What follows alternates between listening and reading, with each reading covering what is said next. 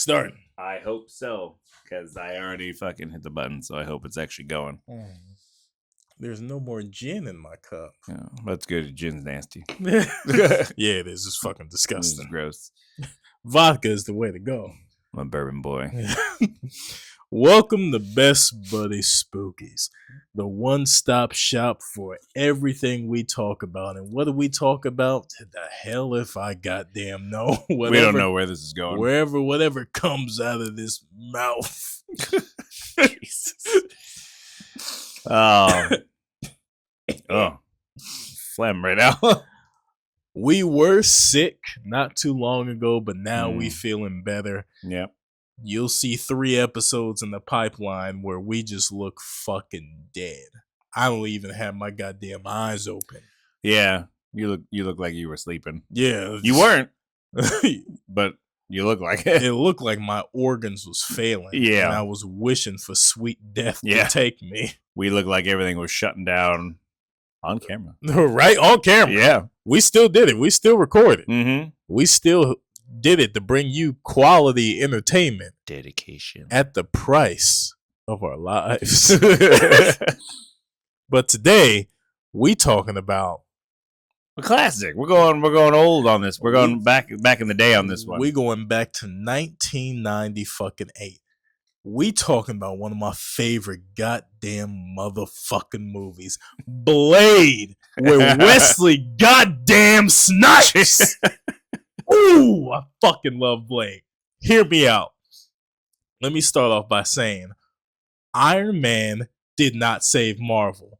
A lot of these people forget, Iron Man didn't save Marvel. When Marvel was in the shitter, Blade saved Marvel. The Blade, original Blade from 1998, resurrected them from their sick, nasty, dead, nut-sucking carcass because they were in the shitter. And Wesley Snipes and Blade saved Marvel. It wasn't necessarily just Marvel. Yeah. Because the last superhero movie to come out before Blade was Batman and Robin. Yeah, I believe so, yeah. Yeah, and that movie kind of soured everybody on the whole superhero genre as a whole.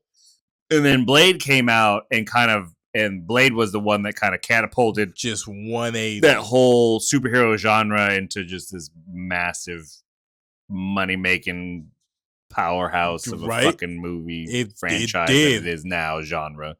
I need Marvel to put more respect on Blade and Wesley Snipes' name. They need to put some more respect on them because, like you said in Deadpool and Wolverine, it's only one Blade. It's ever gonna be one Blade.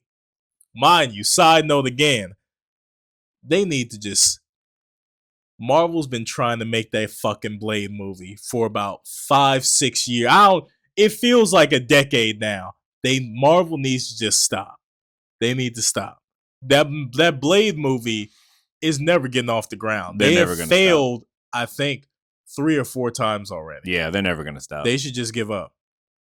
Because even if you get that Marvel Blade movie made, you gotta compete.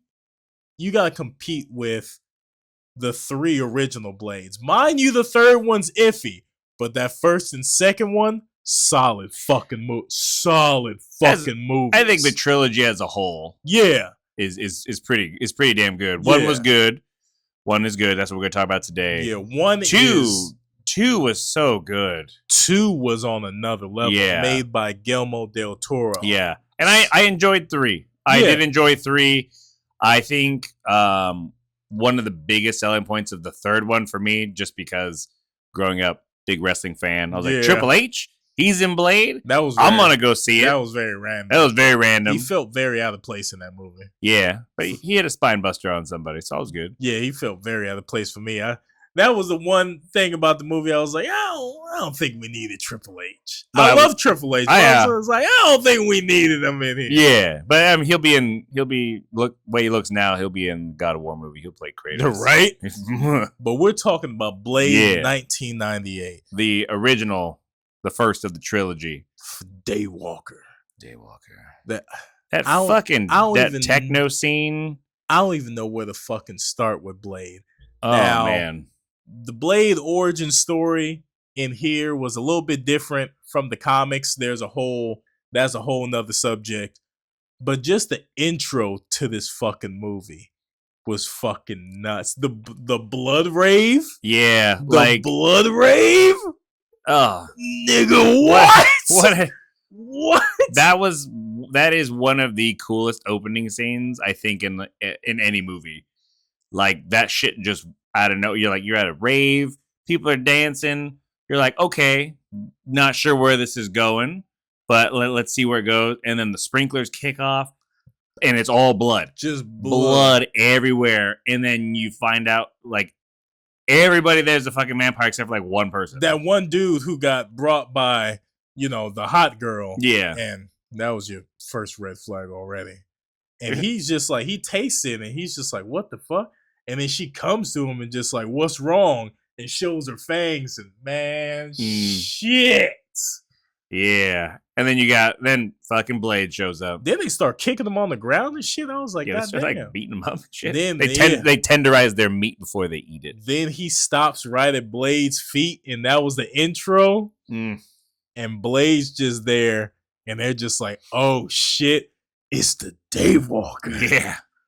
Man, Wesley Snipes fucking killed this role. Mind you, he was already knee deep in the martial arts as well. So he was doing his thing. Yeah. He was in his prime martial arts background.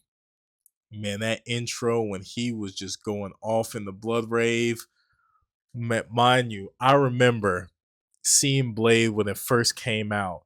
I believe I saw it in Oakland, California. I believe in Jack London Square.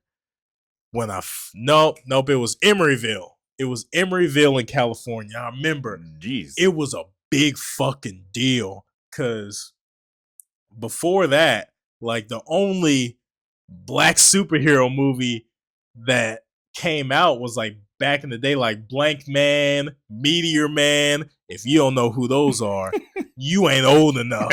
You don't know about Meteor Man, Blank Man, and all that. So when Blade came out, I remember the theater was fucking full.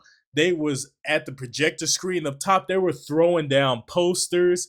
His little boomerang thing. They was giving away like foam boomerang things. I remember I copped the poster and the boomerang thing. Man, the theater was packed. It was an experience. And man, you don't get experiences like that in movie theaters anymore. You really don't. You don't. You just don't. They're different times. Yeah, it different times. And I remember that blood rave when Blade was just going off, and oh man, that shit was dope, man. Yeah. It set the fucking tone. Yeah, like this was, because mind you, a lot of the superhero movies up until that point were all PG-13. Like you got your Batmans, your Batman Forever, Batman and Robin. Like there's a lot of Batmans there. Yeah. And then like you had like Superman back when like Christopher Reeves was doing like his films. And then this took it like a whole different direction of like, hey, you can do an R-rated. Yeah, you can do an R-rated superhero film if you want to. If you want money, it's there. And they did it with Blade. And the cast was good. I mean, Wesley Snipes is Blade. Like he made that role. Yeah, he is. Yeah. He is Blade. I was always a big fan of Stephen Dorff. Yeah. Who plays Deacon Frost in this movie. Deacon Frost. I like Stephen Dorff, and the way he played this character was awesome. Chris Christopherson as Whistler. Yeah, he passed away not too long ago. Yeah, but rest his soul. But he was awesome. He was a good Whistler. Yeah, he was awesome as Whistler. His character of Whistler was created as like a cameo or whatever in the Spider-Man animated series back in like '94. Yeah. But Marvel liked his character so much that they wanted him to be part of the whole Blade universe. So they made him like a staple in the series. So I'm glad that worked. Oh, there we go. Oh, there we go. Yeah, so I'm glad that worked out. But yeah, we're gonna hop into this and kind of go through it. This one's kind of going to go a little bit all over the place. Man. So after the fucking blood rave, when fucking Blade just tossing niggas, he just beating ass. Then you see him pull out his sword and shit. And I remember I was like, oh shit. I was like, this motherfucker got a sword? Lost my goddamn fucking mind. I was like, he got a sword and he using that shit. Then he hops on the wall and he brings out the boomerang shit. And I was like, ain't no fucking way. Side note, can we talk about his costume? His costume was so fucking dope and just sleek and just crisp, all black, decked out. And then fucking he goes up to the fucking Deacon Frost's main henchman. I forgot his name. What was his fucking name? I was just watching it not too long ago. Deacon Frost's main henchman. Give me a second. Fuck, I forgot. I'm too hyped up right now. Quinn. And he's just like, oh man, how many times we gotta do this, Quinn? Lights his ass on fire before shooting 2 shotgun nails into his shoulders. Yeah. I said, God damn. And then he lights him on fire. Yeah. He was about to fucking kill the other dude, the human, because he was checking his neck, just like, you with him? You a familiar? And then Blade dips out. And that scene after he dips out and he's up in the alley and everything's flowing and got his jacket flowing, I said, okay. This movie got that fucking sauce. It starts strong. Oh yeah, and it sets the tone, and real it continues. Yeah, because you learn about Blade's little backstory. Like he was born after his mom was bitten. Yeah. By a vampire while she was pregnant. So he has these abilities, this daywalker ability, where he can walk in the daylight and he's not affected, but he's got the vampire strength, that just like raw power. So it sets up his vendetta or his like issue with the vampires and why it's like his mission. He's like, I'm gonna hunt you motherfuckers down. Yeah. And I'm gonna kill you in spectacular fashion. I mean, the main thing that kind of gets this thing going is he saves the doctor, Dr. Karen. Karen, from being attacked by Quinn. Because Quinn, he's all crispy. He's all crispy, crunchity. And she's with one of the doctors she used to date. Mm-hmm. And he's all like, hey, I need you to check something out. This is a little bit weird. And she's just like, oh, you just trying to get me alone so we can rekindle the relationship and shit. And he's just like, nah, kinda, but nah. But not really. But yeah, just come on down. She goes down. They're looking at him. They're just like, hey, this guy is fucking weird. And then Quinn wakes up, kills the dude. Yep. Just sucks him dry. Yeah. And then I love her because she did the most realest, blackest thing ever. She assessed the situation. She said, fuck this, I'm out. She ran. She said, she looked at the whole situation. You saw that look in her eyes. She said, this shit ain't for me. I'm out. I'm done. I'm out. She tries to leave, but Quinn gets her. Just start biting her too. Blade shows up again. Yep. Fucking gives him a clean hook to the face. Blade said, I came to finish you off. And then chops off his arm. And then this is one of my favorite lines. The cops come in and start shooting Blade. And Blade's just like, motherfuckers, you out of your goddamn mind. And then Quinn hops through the goddamn window into the amber lamps. And then he runs off into the night like a fucking stray coyote. And then Blade's about to dip out. He's about to leave. He said, all right, my job's here done. And then he sees Karen on the ground. And she looks kind of like his mom. And he's just like, fuck, I can't leave her like this. He's like, all right, fine. And then he picks her up. And then cops are chasing them. Then you also see Blade's athleticism and strengths and feats. Like he tosses her to the other building, leaps that distance, and you're like, oh, okay. So he really is the fucking daywalker. Like he has all of their powers. Yeah. He's still like half human.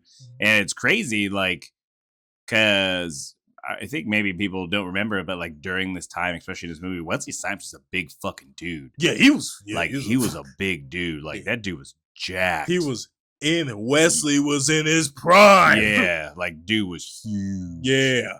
So he takes her back, and Whistler is just like, what the fuck is going on? We bringing home strays now, and Blade's just like, I guess. Yeah. And they're just like, okay. And Whistler's pretty much just like, hey, if she turns, you know what you got to do. Yeah. Blade's just like, yeah, I know what I got to do. Yeah. Yeah. And fucking, then after that, we kind of slowed down a little bit, and we're just diving into the story. Yeah, because you learn this is where you meet Deacon Frost, and you learn that he has there's like this whole secret society of vampires, like, you know, going around, and Deacon Frost is basically trying to lead like a rebellion of sorts, you know, and he has like this ritual that he wants to do. He wants to awaken the vampire god, the blood god, yeah, or whatever. And that would make him like invincible, and he would be able to rule over everybody, and you know, vampires and you know, humans. Yeah. But then, you know, like there's like the one older vampire that's like, nah, I don't know about this. But like Deacon Frost, like, nah, I'm gonna fuck shit up. Yeah, because he goes to the council of all the old elder vampires, and they're just like, oh, it's just a myth, or oh, it's not real. And Deacon's just pretty much just like, hey, I'm tired of being y'all lapdogs and looking down on me. So Deacon pretty much says, fuck y'all. Yeah. Watch this. I'm gonna do my shit. Yeah. Yeah. And he just rebels. Yeah. So while all this is going on, you know, Blade's battling it out. He's doing his thing through the vampire underworld, learning I gotta stop Deacon Frost and all the shit that's going on. Karen is working on a cure for the whole vampirism thing because she don't want her to turn, but then Blade also has to take his like serum. Yeah, serum. Like every so often to fight the urges. Yeah, to fight the blood urges. Yeah. And they tell her, hey, you can't leave or nothing. And then she pretty much keeps pressing them. And then they're just like, okay, if you want to leave, then go. Yeah. Mind you, but they were just like, okay, this is going to be, we're going to use you as bait, but we ain't going to tell you. They give her some garlic pepper spray. She goes back to her apartment, and that whole scene where she sees the vampires in the elevator, they give you that little turnaround, just like, oh, they're going to get her. But then she goes into her apartment. Cops already there. She's just like, hey, who the fuck are you? And then she sprays them. She's just like, is that fucking garlic? And then she realizes that he's a familiar, pretty much who works for him. And then Blade come in and just start beating his ass through that apartment. I mean, he was beating that motherfucker's ass. And then Blade robs him. Jeez. And then she's just like, so you robbing them now? And Blade's just like, how do you think we fund this operation? And then punched the motherfucker again. Had me dying. Had me rolling. Yeah. Oh my goodness. You get these back and forth with Blade and Deacon Frost. You get that scene where Deacon Frost is in the daylight and he's got like all that makeup on it to kind of protect his skin. Yeah. And that was an interesting little standoff there. That was some true hatred. Yeah. That was some beef. Like I'll risk setting myself ablaze just to fucking taunt you. Yeah, that was some shit. Deacon really just put on some sunscreen and said, I'm just gonna fuck with you today. Yeah, he put on that SPF 5000. Yeah, he just said, I'm just here to start some shit. Yeah. And Blade said, if there was nobody there, Blade would have ran that fucking fade. Oh, Blade would have just took him out right there. Oh, yeah. But then Deacon Frost being a little bitch and had to throw the kid because he knew Blade, had that human side to him. And I was just like, all right, you little bitch. Best believe if there was no people around, it would have been done. It would have been a one-on-one. Yeah. It would have been done. Yeah. In that fucking whole scene. Yeah. But then can we get to that fucking nightclub scene? The nightclub scene when Blade goes into the night, and Karen goes with him. She pretty much just tags along, just like, hey, I want to come too. And then she's just like, oh, what's worser than vampires at night? Blade said, motherfucker, me. And they roll up into the car. They go to this like this Chinese club. Like like this Chinese nightclub. And then Blade again, just being fucking Blade. Vampire at the door is just like, password. Blade said, fuck that shit. Knocks this motherfucker out, throws him through the glass. They rolling through the club. Blade just beating ass again. And then they're going into the kitchen. And then fucking, I forgot. Got too hyped up right now. I forgot they were following the cop, the familiar, who led them to that location. And then they get him again. Blade's just beating his ass again. The cop's just like, hey, man. the fucking cop's just like, it's behind the freezer door. Blade looks at him, starts beating his ass again because he said, motherfucker, you lying. And he just starts screaming, telling Blade to stop beating his ass because he's just like, I told you it's behind the freezer door. And then Blade looks and just like, oh, shit, you weren't lying. Then he lets him go. And then, fast forward a little bit, Deacon Frost kills his ass because, hey, you fucked up. Yeah, you're giving away stuff here. But then they're in this, like, underground cylinder library underneath the club, and you see all the glyphs and all the ancient vampire text and everything. I'm just like, oh, damn, they got a whole fucking system down here. Got a whole catacomb down there. Yeah, fucking catacombs. Then you see the giant fat ass vampire, and that was just crazy. Hats off to the whole practical effects of that. That was pretty fucking good. Yeah. And then fucking Karen, Blade starts rubbing off on Karen because Blade's just like, hey, if he moves, light his ass up. And she light his ass. Yeah. She used that UV lamp that's like from Alan Wake and toast his ass. Even Blade was just like, what the fuck you do that for? And she was just like, he moved. And Blade was just like, well, shit. Consequences of our actions. Yeah, I'm like, you did what I said. All right. You took it real literal, but all right. Yeah. And then we get into the fight in the ancient catacombs in this little whole cylinder place. We see Quinn again. He brings his whole squad. And it's just Blade and Karen. And then they had that little girl who knew karate and was just going fucking nuts on Blade. Even Blade was a little step back because she was throwing down. She looked like she was 13 or 12, but she was almost beating Blade's ass. Yeah. Yeah, he caught her leg and he like hit her down just like, hey, you need to cool that shit. She was going off. You need a timeout. Yeah, she was going off. Then they fucking get Blade, and Quinn fucking stabs him in the fucking shoulder, and Blade's just laughing. Mind you, they take his sword, his pin sticker, as they said, and one of the guys just like, oh, I got his pin sticker. And the crazy thing about fucking Blade's acid edge double-edged sword is that it has that ticker with the knives on it. It's got a little defense mechanism on there if someone tries to take it. Yeah. I always thought that was always cool. Fucking cool. Just takes his whole fucking hand off. Yeah. And I was just like, oh, damn. Then Blade starts laughing and Quinn's just like, what the fuck you laughing for? Mind you, we got backup. We got a Whistler. And Whistler comes, explodes the door, and he was just like, did I catch you fuckers at a bad time? That whole scene was crazy.